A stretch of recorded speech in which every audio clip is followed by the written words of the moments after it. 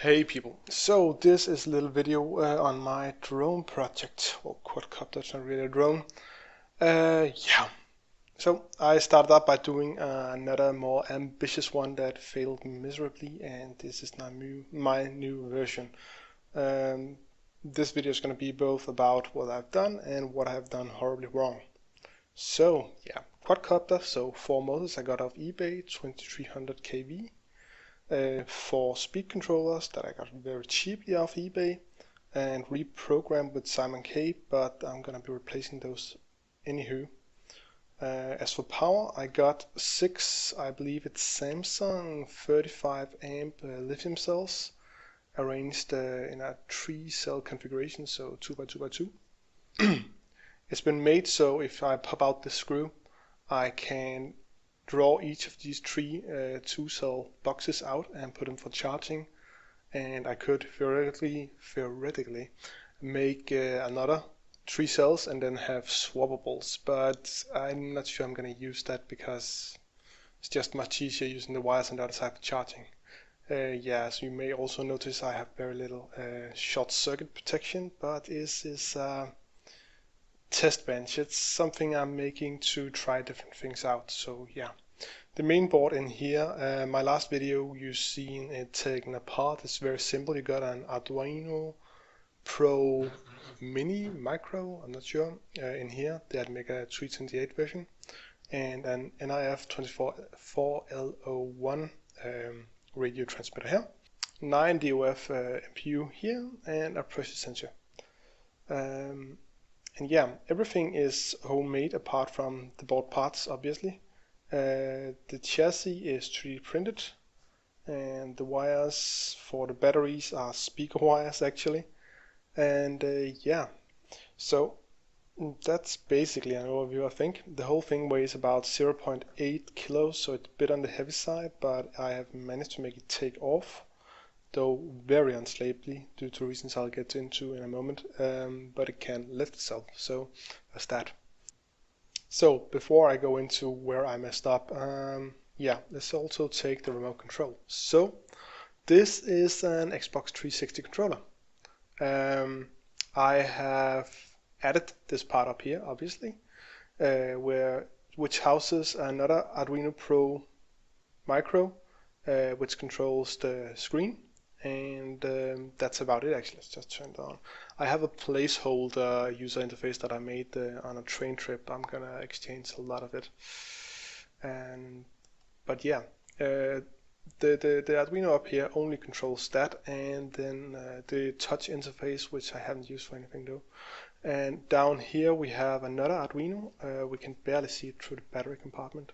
So I basically hollowed out the existing processor and stuff on the Xbox 360 controller. Then down here, I'm not sure if you can see the blue part. Let's just see. Yeah, you can. So blue part down here is a Arduino. Up here is a board I glued in that goes to this slim connector up here and goes to all the controls. And down here we have 2 cells in parallel. So about 1000 milliampere hours that goes into a boost converter that punches it up to 5 volts.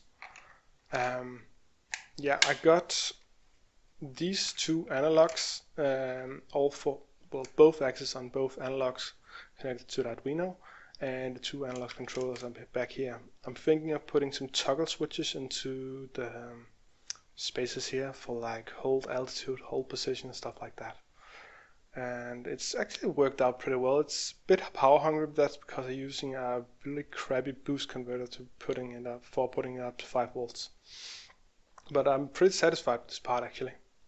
As for programming this, I got a circuit over here for the controller and one over here for the display. I've just made like taking a normal USB to serial converter, made a 5-pin plug on that with a space so it cannot be reversed. There's a bit of glue in the circuit here, so it can only go in one way. That's worked out pretty well. Also works for serial communication. So yeah, where I messed up with this, well, first off, these 4 speed controllers. I'm actually not sure now that they're as bad as I think, but they were reacting really slowly. At about a 50 Hz update rate, which makes sense since the PWM output from the servo PWM output from the Arduino is 50 Hz. That means that I cannot inform it that it should change the speed of the motor more than 50 times a second. I assumed it was purely the speed controllers, so I bought some new ones. These little Race Star 30 amp ones. Yeah, I got one somewhere. Anywho, but later realized that it's the actual signal from the Arduino that's the problem. And I tried changing that, but it started bogging down my code because, well, I'm not sure. Apparently the servo library is very CPU heavy. So I've changed things up. I've used the internal Arduino timers for PWM. So I'm basically using the one-shot 125 protocol, I think it's called. Basically it's PWM but very, very fast. So instead of 50 Hz, it's now 11 kilohertz or something like that, which these cheap ones does not register. So that's another reason for the new speed controllers. I tried making a slower PWM pulse, but I can't do that with the timers due to, well, technical limitations. But it also, going from using the internal Arduino timers, Arduino servo library, to using the timers themselves has literally doubled the speed of my loop, so it should be a lot more reactive. Another thing is with the new speed controllers. Now, the old ones here, they have a wire going out where they have something called a battery elimination circuit. They turn the 11 point something volts from the batteries into 5 volts that I can run my control circuit out of. That is great, but these new ones do not have such a thing. They are using they're using an optocoupler to interface with the control, which means that the control thing and the speed controller is electrically isolated from each other. This is great for like circuit safety and stuff like that, but it is problematic because I need power for my main board, and I hadn't really thought about that before I bought these. So I've come up with the so-and-so solution. Basically, I am going to take this lithium battery, about 600 milliamp hours. My text has gone away. This little charging circuit and this boost converter, and make a little 3D printed case or something for them. So basically I can charge the battery with micro USB, and the boost converter will turn the 3.3 to 4.2 volts into 5 volts, which will then again be turned into 3.3 volts by the onboard voltage regulator. It's a bit inefficient, but it's what I got right now. I tried.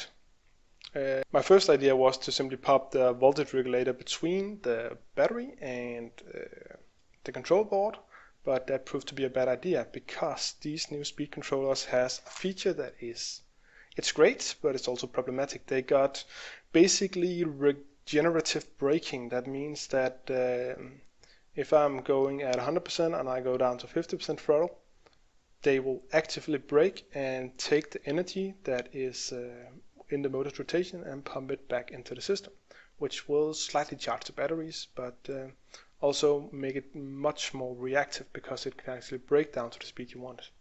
The problem is that the voltage they output is like 40 volts, which is way more than my voltage regulators can handle, so it will fry them and send 38 volts so into the system, frying everything else. So that's great. That is why I've gone with the battery solution. So yeah, I think that is the amount of mistakes I've made. Yeah. As for the control system, just as a finishing note,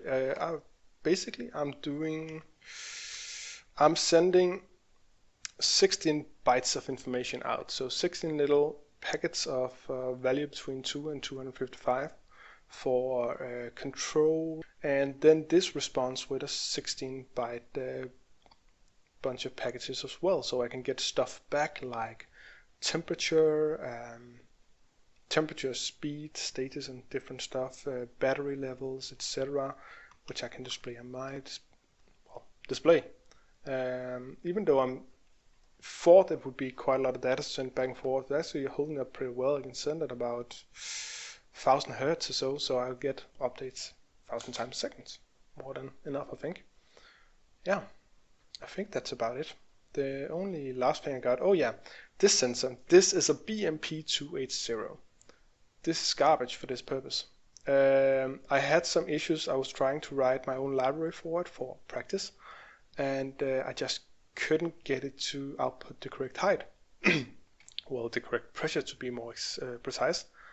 And apparently this chip needs to warm up for about half an hour to an hour. So before that it will display a difference of, I believe it was 1 hectopascal, which is equal to 8 meters. So basically from you turn the main board on and then an hour later the difference in altitude will be 8 meters. It will be stable after that, but the first hour it will drift. So that is problematic. I bought a new one. I can't remember what this was called.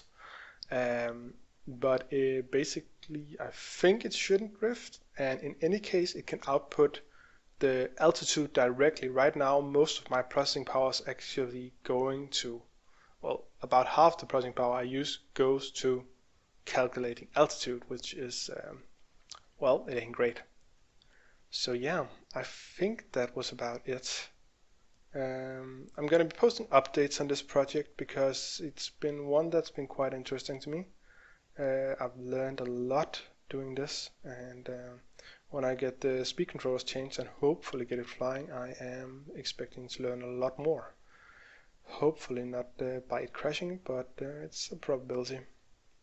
So yeah, thank you for watching this wow, pretty long video, and see ya.